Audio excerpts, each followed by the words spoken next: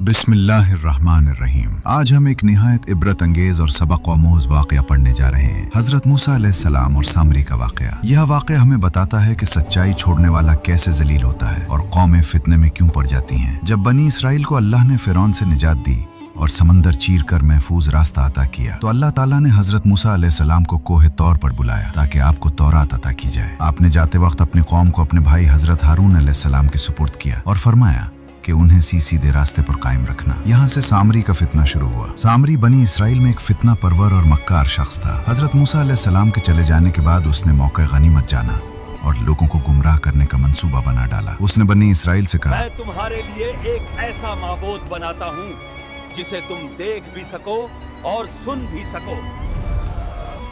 लोग हैरान भी हुए और कुछ मुतासिर भी। सामरी ने लोगों से सोना जमा किया और उससे सोने का बछड़ा तैयार किया। अपनी जादूगरी से उसमें ऐसी साख बनाई कि उसमें से गायें जैसी आवाज निकलती थी। लोग उस आवाज से धोखे में आ गए। सामरी ने कहा, यही तुम्हारा खुदा है और मूसा तो इसे भूल कर पहाड़ पर चले गए हैं।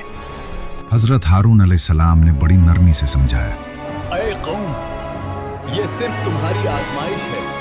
अल्लाह ही तुम्हारा असली राब है, उसी की इबादत करो।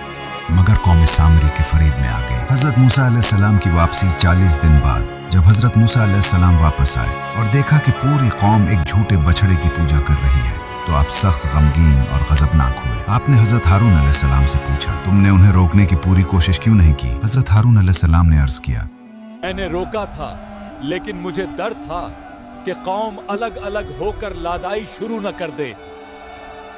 फिर अल्लाह के नबी हजरत मूसा अलैहिस्सलाम सामरी की तरफ मुतवज्जे हुए। सामरी का अंजाम हजरत मूसा अलैहिस्सलाम ने पूछा, ऐ सामरी, ये तूने क्या किया? सामरी ने जवाब दिया, मैंने वो देख लिया था जो लोग नहीं देते थे।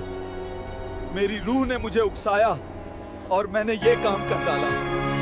हजरत मूसा अलैहिस्सलाम ने अल्लाह के हुक्म से सामरी को सख्त सजा सुनाई। सामरी को कौम से अलग कर दिया गया। आपने फरमाया, अब से तेरा नाम लामिसास होगा, न तू किसी को छू सकेगा और न कई तुझे।